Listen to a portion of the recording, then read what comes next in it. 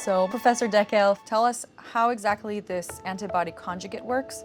What is a spheroid and how is it different from a organoid? So both kidney spheroids and kidney organoids are 3D cultured cells. When you say 3D, does that mean you're using three a 3D dimensions? printer? So they have, they have 3 dimensions. The spheroids are more aggregates of cells. The organoids, they're not just aggregates of cells.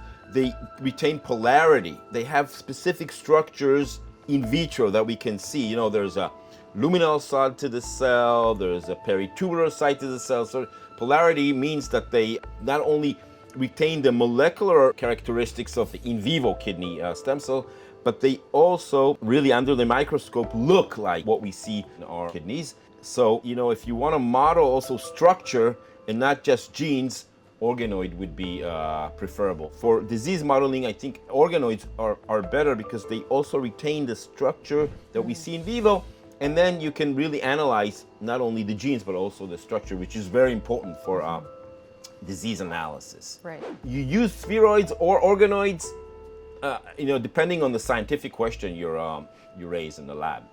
Now, the antibody drug conjugate, this is something else. This is, technology that has been developed in the cancer world, because we also, we are a regenerative medicine lab, but we also do cancer studies with these, identifying the bad stem cells and targeting them. So one idea would be to target them with just, if you have a cell, you have somebody saying, hey, look, I'm a bad stem cell. And for instance, we find that the bad kidney stem cells expresses CD56, the NCAM1. It's just a molecule that is expressed usually in brain, but also the cancer stem cell expresses it on the surface. It needs to be on the surface because an antibody needs to target the molecule on the surface of the cell. So it comes in, attaches to the molecule on the surface, and the chemotherapy is released only in the cell. Bingo, and it's destroyed. Again, this has been published. You got awards for defining the bad stem cell in Wilms tumor, and the therapeutic edge is always, amazing. What other amazing research are you doing here in this lab? I like to refer to this as the urine lab now because, as I told you, we do a lot of the urine-derived kidney organoids, genetic disease modeling, and so forth. But we're in the lab, and you're in the lab, and I just had to make that joke. Oh. Yeah, I'm going to pee. This is, you were saying about other discoveries. So we're really interested in all types of human genetics. When you see a clinical phenotype that is really interesting. For instance, I'll tell you this really interesting research. We give consultation to the OBGYN. They call us up and they say, hey, look, there's a malformed kidney in utero. Wow. So you can really model the disease now. You can understand the genetic defect in utero. You can get the genetic mutation, and it's not even born. Right. You can. While the baby is still developing in the mother's womb. You have this, what we call these renal malformations, these congenital renal malformations with the genetic mutation. You can take amniotic fluid and rescue the cells through amniotic fluid and have it in your petri dish. So you can really, I envision using amniotic fluid for there are kidney stem cells in amniotic fluid because the urine of the fetus is in the amniotic fluid, of course. So we get the kidney stem cells, we generate the kidney organoids from the amniotic fluid, and then you can model the renal malformation and try to understand the biology and of course the therapeutics. So it's really intervention from very early on, and we have this great collaboration with OBGYN. One of our major goals would be also to get you identify a malformation, with the OBGYN. They have these great renal ultrasound guys, which look at and gals, of course, and which look at they do in utero fetal analysis, and they call us, and I would love to transplant our kidney stem cells in utero already to grow nephrons. Why wait? Why wait, for God's sake? Yeah. Wow. If you, this will be done, I'm sure. Wow. Transplanting, in the specific area called the nephrogenic zone It's an invasive medicine, but you can surely put the cells are there. You put them in the nephrogenic cortex, and you grow new nephrons. And they would correct. Yeah, they could correct any renal malformations. And I would say I would love to be born with many more nephrons than I did, because remember, nephron endowment, the number of nephrons is critical for your renal function as an adult, as an elderly, and so forth. Right. And creatinine levels, this is your renal function, can actually determine your longevity. Right. Really. Not just the longevity of your kidneys, but your actual... longevity, yeah. So right. creatinine is really important for your longevity. So I would say that getting more nephrons in utero would be an amazing way to increase nephron endowment, get your creatinine levels lower as like an 80-year-old, and live forever. Cool. So from urine to immortality. Yeah, immortality, yeah. Urine basically being the fount of youth, essentially. Yeah. Urine is gold. This is what we say in the lab. And so when you say disease modeling, can you explain exactly what that means to model a disease? Yeah, sure. So disease modeling can be done at different levels. First of all, if it's a genetic disease, you need to identify the gene that is responsible for the disease, because usually it's a gene generating a defective protein, and then you have a phenotype in a human patient, right? So you can, just take blood and study the mutation, and understand the mutation. And this would be the first part of your discovery. What is the gene mutation that causes this disease? But then it's not enough, because you want to do experiments that would understand what is the gene mutation causing downstream to molecules, what other molecules are being affected. And this is important for therapeutics. You generate the pluripotent stem cell, you induce a pluripotent stem cells of your own disease, for your own cell line, and it carries the gene mutation. And then you can generate the organoid. As I said before in the beginning of my talk, you can differentiate the pluripotent stem cell, the induced pluripotent stem cell, to a kidney organoid or heart or liver organoid or brain organoid. So you can actually then play out in the future, right? What the future holds for that specific organoid, the defective one. You have both the gene mutation and the cell type that is injured in the petri dish, and you can really study that.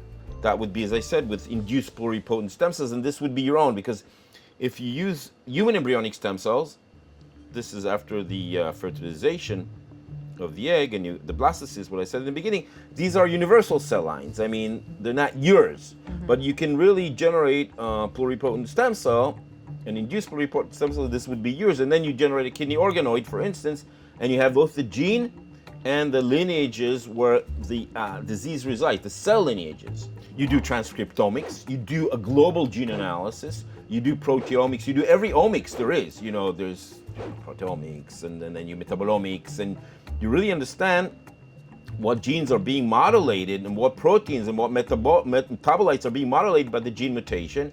And once you have these data, you can go in depth to really understanding downstream events. So it's a bioinformatic effort. But once you really understand what a single gene, a complicated mutation causes, you can really, afford a drug screen. What is a drug screen? For instance, you generate a bunch of organoids, and you can, there are many drugs out there. You have these huge libraries of drugs that are unused. And you can buy them. So you can unexpectedly find a specific drug that is even approved for your specific disease. So, I think this is a real advancement. I hope I've been understood, of how one can model a disease in a dish. I want to go back to what you were talking about earlier. Sheba exists to essentially support the welfare of the inhabitants of the region, and you mentioned earlier that that's actually one of the ways that you are also supporting coexistence here at Sheba and in the region through your science, right? Yeah. First of all, I look at our patients. They're from all over.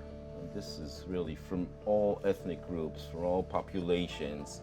no discrimination whatsoever. And I love that actually, because it's one of the, it's an equalizer. And of course, because we are interested in disease modeling of genetic kidney disease, usually within ethnic groups. But it's so it's not only about ethnicity and helping out everyone. It's about collaborations all over the Middle East, for instance. As I said before, with specific researchers at the Emirates, we are here to do science together and unravel disease modifying mutations for drug discovery. And of course, regenerative medicine. This is our claim to fame for everyone. I would love to do our first in vivo studies with colleagues at the Emirates. Yeah. And you can. yeah. I mean, everybody goes to the States, but I would love it to be in our neighborhood, to do it in our neighborhood. But the more data that you collect, essentially, from as many different ethnicities and populations as you can, the more robust and more, I guess, complete your bioinformatics modeling abilities become. Yeah, I mean, you understand, you can really discover more and more genetic disease related to kidney, relationships between the ethnic groups and so forth. We have no boundaries in that sense. Urine is being sent from everywhere now. Right, when you think about it, it's a sample that you can get in a really not invasively. So when you were a medical student, did you ever imagine that your work and research would have the impact that it has today, the Sheba global impact? Not really. I mean, not really. I think Sheba is just a great stage. It is a great stage. In that regard, that, I mean, it enables you to fulfill your dreams. I would say my day-to-day activities and my, I would say, inclination, and this is an important lesson, for I tell my students, my residents, you have to feel your heart. You have to understand where you want to be, and we've always wanted to be at the crossroad between science and medicine, and Sheba enables that. So this actually made us what we are today, and we export stuff to the world, because science is, of course, you're an international player. You really want your science to flourish worldwide. This would be, of course, a Sheba export. How do you transmit that innovative passion to your students and to your team?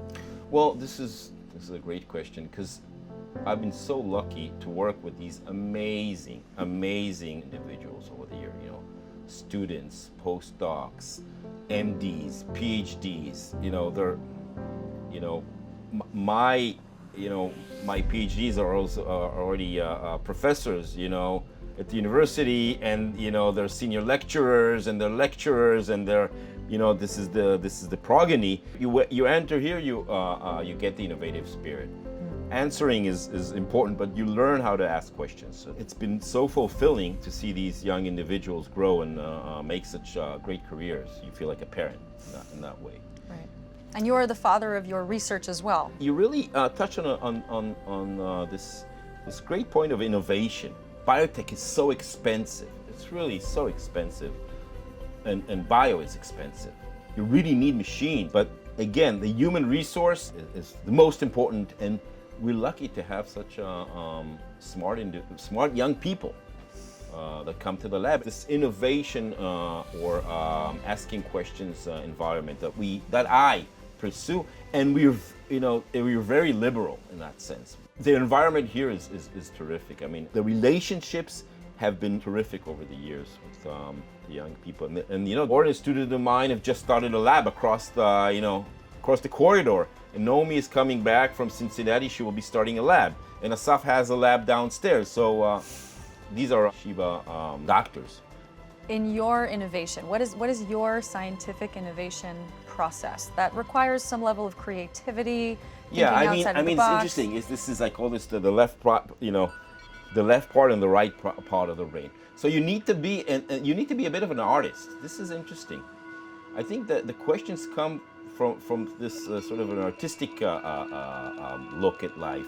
You can compute, and you can really, analyze and characterize. And there are big computers here doing this stuff, but, for some reason, you need some The creativity comes from you know, trying to conceptualize, and it's something that I was born with. You can be born with it, but how do you nurture it? How do you nurture it? Like, where do you get your most, you know, important The thing ideas for is, developing? yeah, it's just Is it the shower? Is it on a walk? Is it? Well, actually, you have to be obsessed about it. This is the truth. You have to read all the time, and you have to be obsessed about it. And it could be problematic to your environment, you know, to your close environment, I have to say. You need for people to be generous to you in your career, you know, when you grow up, and to let you, you know, they need to understand that, and sort of to let you, you know, do your stuff. It's not easy. No. Yeah. The cultivating, it's just an organoid. It's everything is with the cells. I have examples from biology all over. You know, nurturing, cultivating. You need to take tedious care of your cells and your thoughts. And I just work all the time. And I just work all the time, which is, you know, wake up. You know, it's rewarding, but yeah.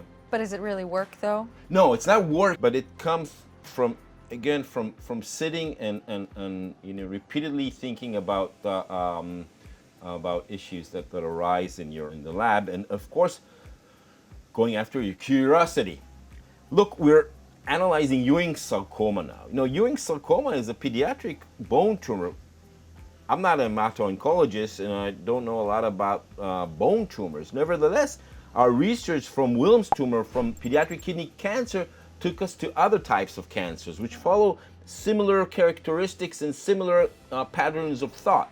So you can't only have this, like these blinders, you have to have a broad Yeah, so you have to horizon. you know, you feel hesitant to enter to a new field, but then your curiosity and drives you there. And again, your inclination, curiosity, and your asking questions and really understanding, you know, how to move from one field to another.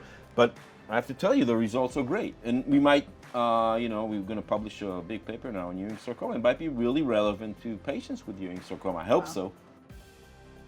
Thank you so much, Benny. It's been a pleasure learning about everything in this lab and everything that you're into. Yeah, yeah. I mean, it's been my pleasure, of course. And really, I hope, you know, the concepts are well understood, and you know, we're on the map, and we'll continue to be on the map. And I hope, as I said, I'll go to the beach. This is when you know, dialysis is over. You know, once we get rid of dialysis, this is a terrible machine, really. I mean, I don't want to, you know, be offensive to the dialysis. You know, these huge dialysis. You know, they do important work. You know, the big dialysis firms.